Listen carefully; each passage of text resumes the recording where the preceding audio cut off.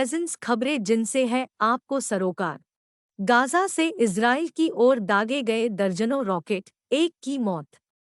शनिवार को गाजा पट्टी से इजराइल की ओर दर्जनों रॉकेट दागे जाने से एक महिला की मौत हो गई। साथ ही दक्षिणी इजराइल में सायरन बजने लगे, जिसे राजधानी तेल अवीव में भी सुना गया। यह जानकारी आपातकालीन सेवाओं ने दी। बीबीसी की रिपोर्ट के अनुसार तटीय इलाके को नियंत्रित करने वाले फिलिस्तीनी आतंकवादी समूह हमास ने हमले की जिम्मेदारी ली है।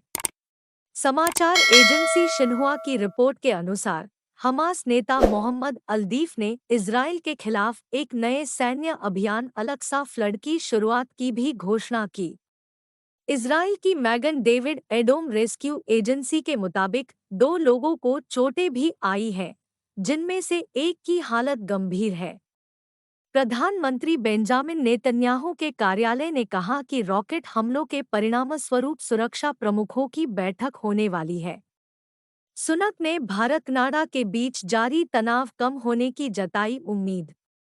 ब्रिटिश प्रधानमंत्री ऋषि सुनक ने कहा है कि उन्हें उम्मीद है कि भारत-कनाडा के बीच राजनयिक तनाव में कमी आएगी।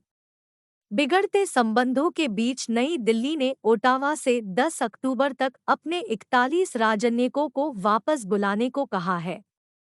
शुक्रवार शाम को अपने कनाडाई समकक्ष जस्टिन ट्रूडो के साथ एक कॉल में सनक ने यूके की स्थिति की पुष्टि की कि सभी देशों को संप्रभुता और कानून के शासन का सम्मान करना चाहिए। एक सरकारी बयान में कहा गया, प्रधानमंत्री ने ब्रिटेन की स्थिति के बारे में बताते हुए कहा कि सभी देशों को राजनयिक संबंधों पर वियना कन्वेंशन के सिद्धांतों सहित संप्रभुता और कानून के शासन का सम्मान करना चाहिए। ट्रूडो ने भारत में कनाडाई राजनयिकों से संबंधित स्थिति पर सुनक को अपडेट किया और दोनों नेता संपर्क में बने रहने पर सहमत हुए। ट्रूडो द्वारा पिछले महीने संसद में भारतीय खुफिया एजेंटों द्वारा खालिस्तान समर्थक सिख कट्टरपंथी हरदीप सिंह निज्जर की हत्या में शामिल होने के आरोप के बाद कनाडा और भारत के बीच संबंधों में खटास आ गई। तुर्की के लड़ाकू विमानों ने उत्तरी सीरिया में वाईपीजी को बनाया निशाना। तुर्की के रक्षा मंत्रालय ने कहा कि सप्ताहांत में अंकारा में आत्मघाती बम हमले के बाद तुर्की सेना ने उत्तरी सीरिया में सीरियाई कुर्द संरक्षण इकाइयों वाईपीजी के खिलाफ दूसरी बार हवाई हमले किए। मंत्रालय ने शुक्रवार को एक बयान में कहा कि सीरिया के उत्तरी क्षेत्र में वाईपीजी ठिकानों के खिलाफ हवाई अभियान चलाया गया।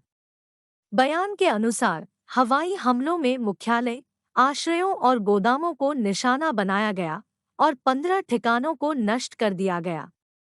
यह कार्रवाई रविवार को अंकारा में एक आत्मघाती बम हमले के बाद हुई, जिसमें तुर्की के आंतरिक मंत्रालय की इमारत के प्रवेश द्वार को निशाना बनाया गया, जिसमें 2 हमलावर मारे गए और 2 पुलिस अधिकारी घायल हो गए।